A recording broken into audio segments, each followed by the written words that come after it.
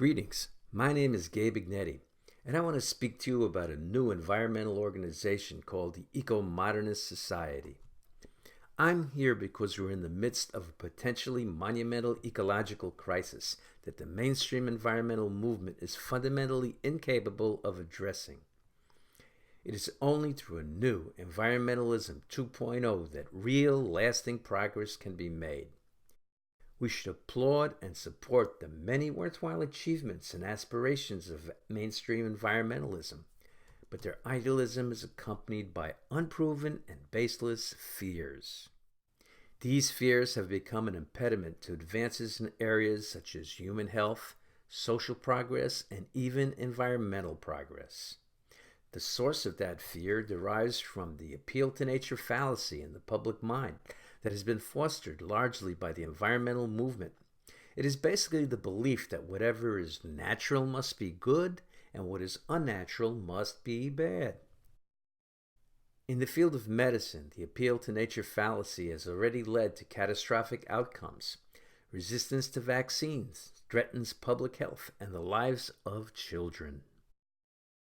The unwarranted resistance to GMOs has not only held back the fight against climate change, but it has also hampered our ability to feed the underdeveloped world as well. And it has held back efforts to ward off the deadly Aedes aegypti mosquito, which has killed countless millions as a carrier of disease and plagues that still represents an apocalyptic threat to this day. The scientific consensus concerning the safety of GMOs is solidly supported in every major scientific organization across the planet. The only thing that's green about being anti-GMO is the extra cash that's made by overcharging for expensive boutique food. But that won't cut it when it comes to raising crops with accelerating heat stress, droughts, floods, disease, and insect infestations brought on by a hotter planet. Human progress has undoubtedly been very much like the old story of the Sorcerer's Apprentice, and the results have not always been good. But nonetheless, without bold technological progress, there can be no progress. We believe that just as technology has given us the means to accelerate the damage, it is technology that will enable us to accelerate repair. And that can only be achieved to the extent that we are able to leapfrog over fossil fuels with nuclear power, which has proven itself to be the cleanest, safest, and most reliable way of achieving decarbonization. It is the most reliable way to decarbonize simply because the alternative of weather-dependent power sources is inherently unreliable. The German experience proves it with 2 decades and €500 billion spent in the pursuit of 100% renewable energy. The result was that Germans ended up leading the EU in debts from coal and the cost of electricity as well. It makes no sense to accept the call of the IPCC for decarbonization within the next 12 years and yet reject their conclusion that these goals are impossible without nuclear power. In fact, it goes completely against almost everything that we're led to believe. But nuclear is actually the safest form of energy generation, according to all the accepted worldwide fatality data. Furthermore, according to a study from NASA's Goddard Institute, authored by Dr. James Hansen, 1.8 million lives have been saved from air pollution, and an additional 7 million lives will be saved in the next 4 decades by replacing fossil fuels with atomic energy. The overall safety and reliability of nuclear plants is based on their superior construction, which enables them to withstand the polar vortex, which has frozen gas lines, wind power, and even coal plants solid, while burying solar panels under tons of snow. Nuclear power plants have withstood the worst natural disasters, including hurricanes, earthquakes, and even the Fukushima tsunami. Yes, Surprisingly, a nuclear power plant that was even closer to the epicenter of the 9.0 earthquake than the Fukushima Daiichi plants survived the tsunami. Luckily, the generator was not dangerously exposed as a result of TEPCO's cutting corners on safety. And nuclear is the cleanest source of energy because it has the one distinction in that it is the only form of energy production that completely encases its waste stream. That's not true of any other energy industry, including wind, solar, and even hydro. Hydroelectric dams not only damage ecosystems, but they also produce nitrous oxide along with 1 billion tons of methane a year.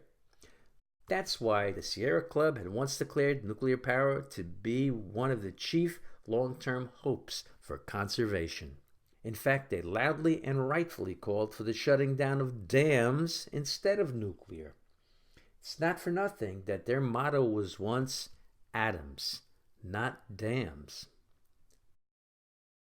I might add that super safe advanced Gen 4 reactors, which will almost completely convert existing nuclear waste to energy for centuries, are coming very close to commercialization. These advanced reactors will make energy extremely cheap, while enabling more complete and efficient recycling, as well as turning CO2 and other pollutants into useful products. The question you might be asking now is, well, what about the radiation? The fact of the matter is that radiation is ubiquitous. Natural radioactive elements, including uranium, plutonium, and potassium-40, that are constantly leaching from the Earth's surface dwarf the radiation from all nuclear accidents combined. The fact is that there were 0 recorded radiation casualties from Fukushima.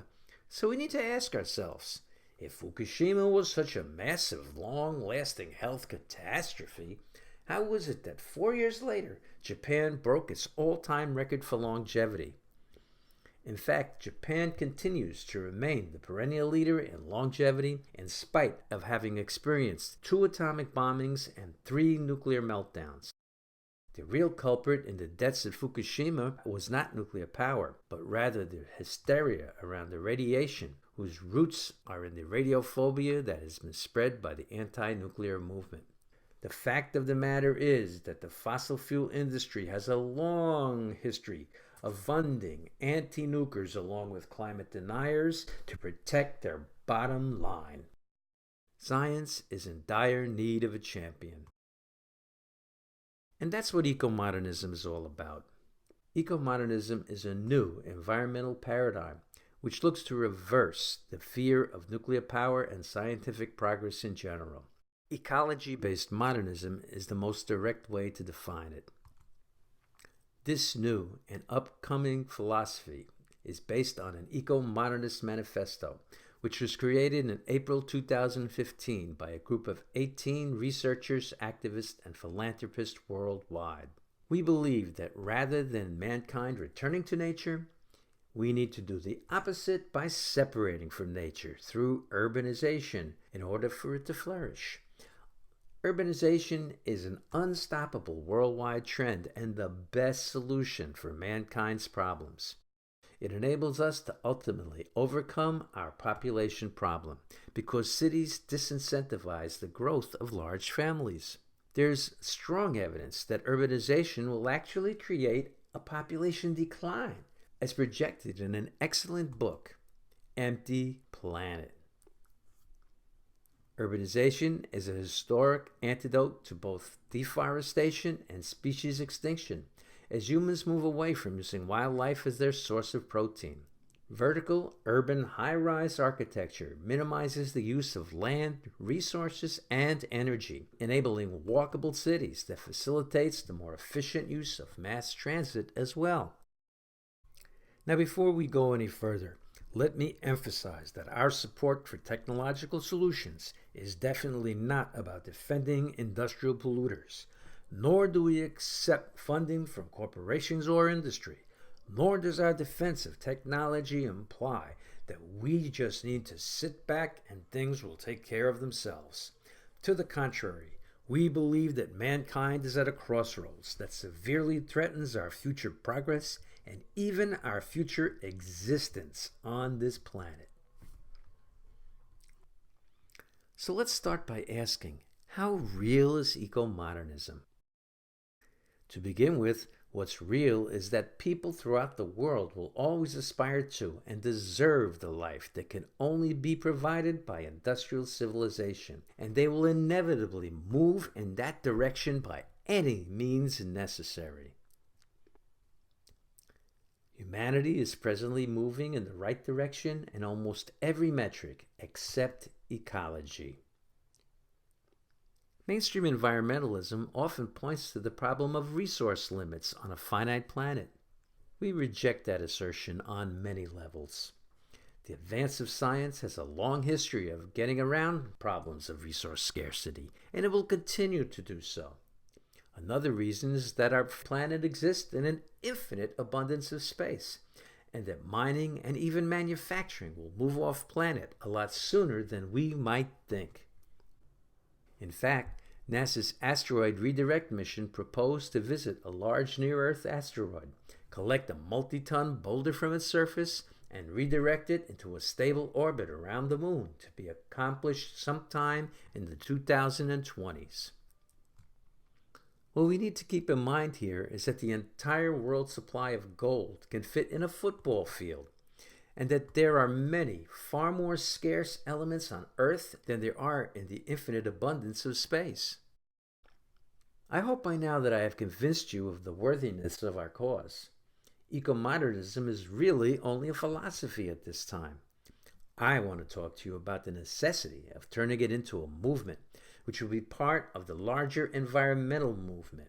It is only through our presence and participation that there can be any hope of moving environmentalism in the right direction. Our aim is not to divide the environmental movement, but rather to multiply its numbers with the incorporation of many scientific and educational communities. Our ultimate goal is to build a broadly based coalition in the defense of sound science, which will be the first and only 21st century pro-nuclear and pro-GMO environmental activist organization in the United States and Canada. We have a small group that is working to start several chapters of eco-modernist societies, as well as supporting our growth worldwide. We aspire to grow this movement by bringing together the numerous supporters of climate action that have been put off and alienated by mainstream environmentalism's wildly contradictory support for the shutting down of nuclear power in the midst of a climate emergency, and to draw them into our ranks. I would like to state that the Ecomodernist Society aspires to be a more grassroots, science, and evidence-based organization built on a collaborative foundation, which will be governed directly by its members rather than the top-down ideological structure of most mainstream environmentalist organizations. We hope to provide the in-person advocacy that is necessary for making changes through lobbying, protests, forums, town halls, debates, movie screenings, and recruiting events.